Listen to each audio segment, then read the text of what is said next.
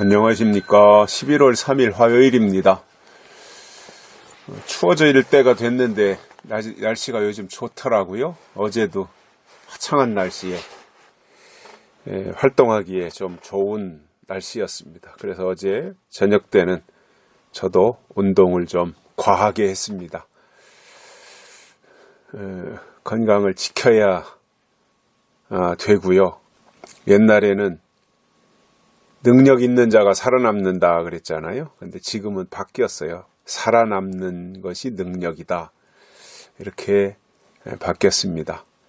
세상에서도 그렇고 영적으로도 그렇고 우리가 하나님 앞에서 살아 있어야 되겠다. 그런 생각들을 많이 해봅니다. 특히 코로나 사태에 우리 스스로를 잘 지킬 수 있도록 관리를 잘하고 또 건강 유지하기 위해서 그 어느 의사 선생님 나와서 얘기하는 거 보니까 하루에 10분 이상씩 햇볕을 꼭 쬐주는 것이 면역력을 높이는 방법이라고 합니다. 그러한 생활들이 필요할 것이라고 봅니다. 왜냐하면 우리의 생명은 하나님께 달려 있지만 우리의 삶의 질을 유지하는 것은 우리의 어떤 의지나 우리의 노력하고도 관련이 있어요. 그 건강을 유지하기 위해서 투자하면 그만큼 삶의 질이 퀄리티가 높아지겠죠.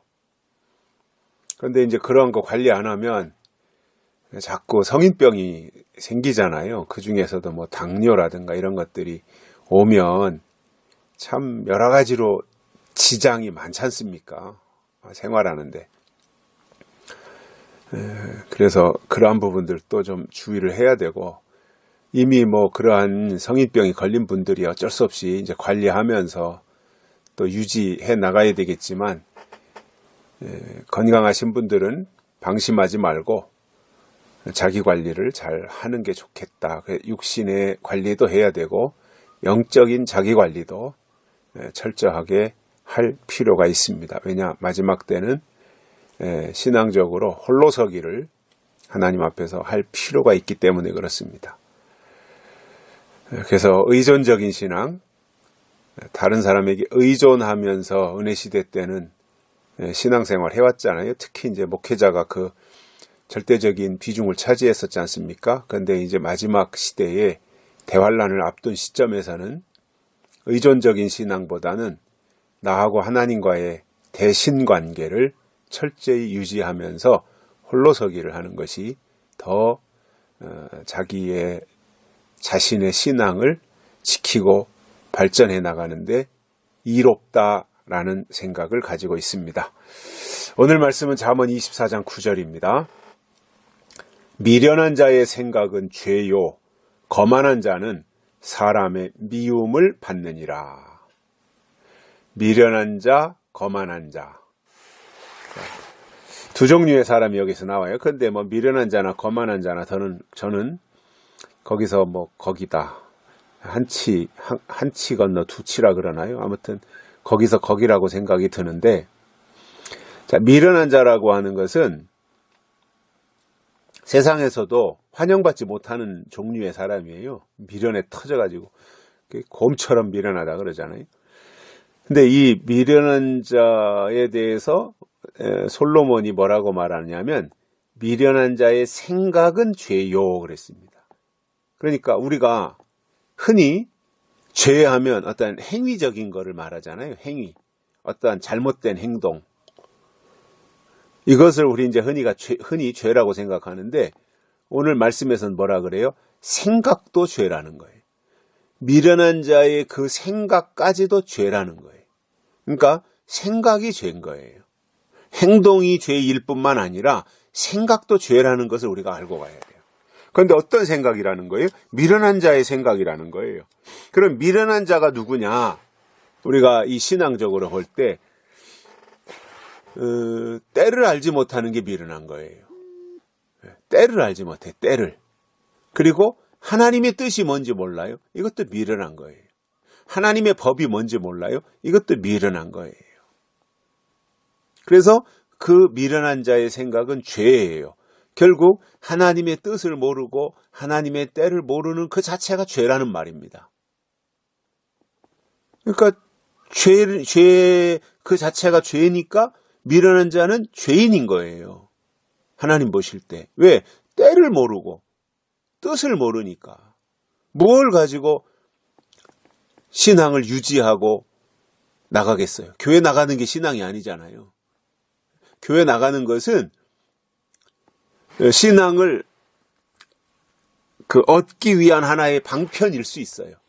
그리고 신앙을 가진 자들이 교회 생활을 유지하면서 지혜를 얻고 또 신앙을 발전시켜 나갈 수 있는 과정이 될 수는 있어요. 그런데 단순히 그냥 교회 나가니까 신앙이다. 이것은 아니라는 거죠. 신앙이라고 하는 것은 그야말로 신앙이잖아요. 믿는 거잖아요.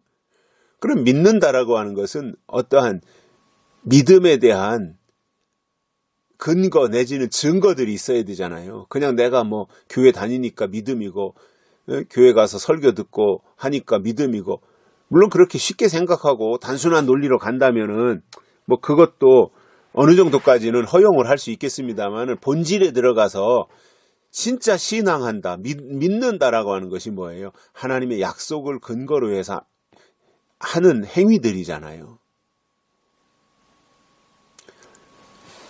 그런데 그러한 것을 전혀 모른다? 이건 미련한 거예요.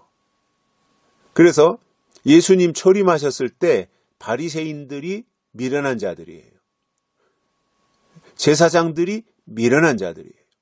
예수님 초림하셨을 때 예루살렘 근처에, 예루살렘 주변에 제사장들이 약 3만 명 정도가 살았다 그래요. 그때 당시에 그 이스라엘 인구가 얼마나 됐는지 모르겠습니다만 굉장히 많은 숫자잖아요. 3만 명.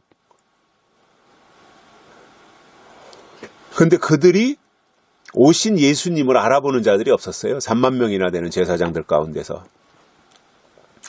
그리고 예수님이 십자가에 달려 못 박히는 그 순간에 예수님이 하나님이신 것에 대해서 선포하는 제사장들이 아무도 없었어요. 그 있으나만 한 거잖아요. 3만 명 있으면 뭐합니까? 역할을 못하는데. 예수를 증거해야 되고 예수님으로 말미암아 시작되어지는 새 시대를 말해야 되고 새롭게 나타난 하나님의 뜻과 법을 알려줘야 되는데, 아니 제사장이라고 이름은 가지고 있고 폼 잡고 있어봐야 아무런 역할을 못하고 예수님을 증명하지 못하는데 그 제사장들이 도대체 뭐 하는 거예요? 그들이 미련한 자들인 거예요. 때를 모르니까 미련한 거지요. 그래서 지혜의 반대가 미련이니까 지혜는 하나님의 때를 분별하고 나가는 것이라면 미련은 하나님의 때와 법과 뜻과 명령을 전혀 알지 못하는 사람들이다 이겁니다. 그러니까 이 미련한 자들이 어디 있는 거예요? 교회 안에 있는 미련한 자들을 말하는 거예요. 교회 안에 있는데 때를 모르는 자들. 그래서 뭐 교회에서 무슨 높은 직분 가지고 있다 그래서 절대 자랑할 게 못 됩니다. 목사네, 장로네, 뭐 내 교회 중직이네, 무슨 뭐 회장이네, 절대 이런 것 내세우고 자랑할 건더기가 못 되는 거예요. 하나님이 무슨 그런 거 보시지 않아요. 목사냐, 장로냐, 뭐 회장이냐, 남전도 회장이냐, 이런 거 하나님은요 그런 거 보시지 않아요. 하나님의 뜻이 그 속에 있느냐, 하나님의 때를 분별할 줄 아느냐, 이러한 것을 보시는 거고 믿음을 보시는 거지 중심을 보시고요. 그런데 그냥 어떤 직책이나 직분이나 이런 것 가지고 폼 잡고 있다면 그건 미련한 거다 그 말입니다. 총회장 되면 뭐 할 거예요? 감독 되면 뭐 할 거냐고요. 하나님의 뜻을 모르면 도루묵이라는 얘기입니다. 그 생각조차 죄예요. 그러니까 미련한 자들의 생각하는 것은 죄예요. 그러니 미련한 자들이 그 미련한 생각, 때를 모르고 지나간 법만 가지고 그것 가지고 설교한다면 그 자체가 죄가 되는 거예요.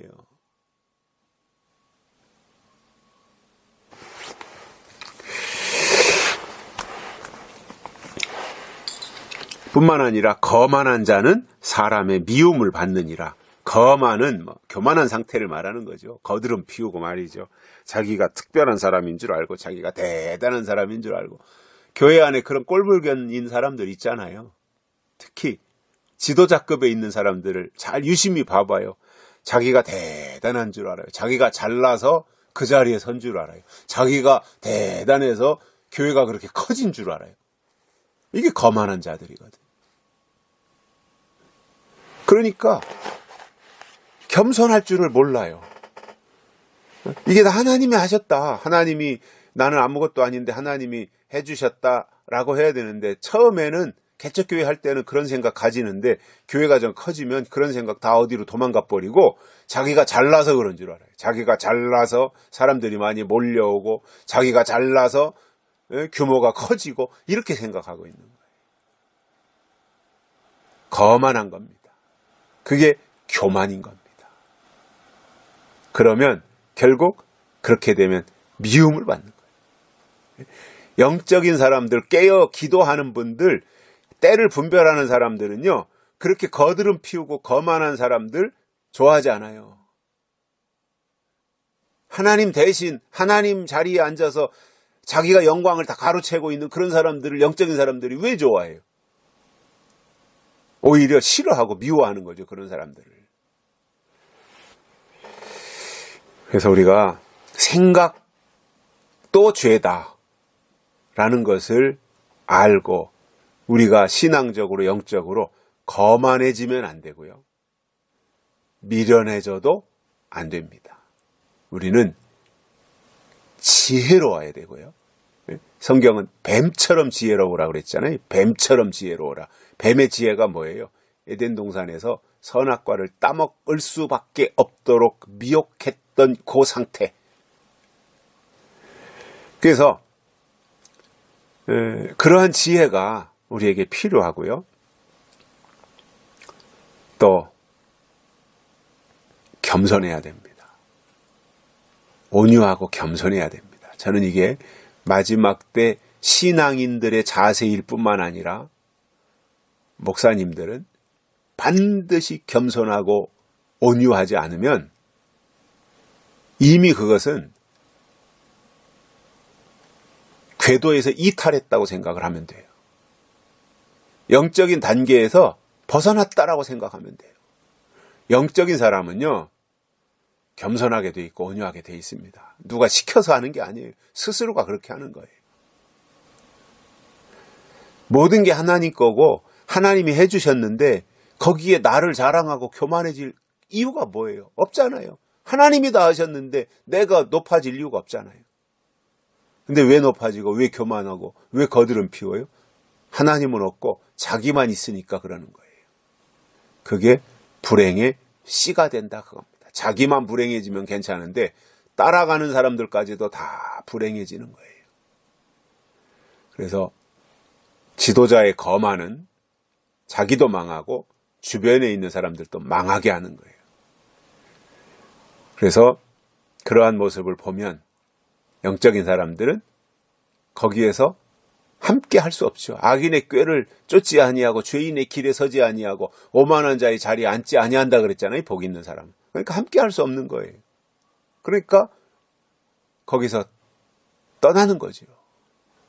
그리고 홀로 골방에 있든 아니면 홀로 산속에 있든 하나님과의 관계를 더 소중히 여기는 그 상태. 그것이 진정한 의미의 신앙인들의 태도라고 생각을 합니다. 여기까지 하겠습니다. 감사합니다.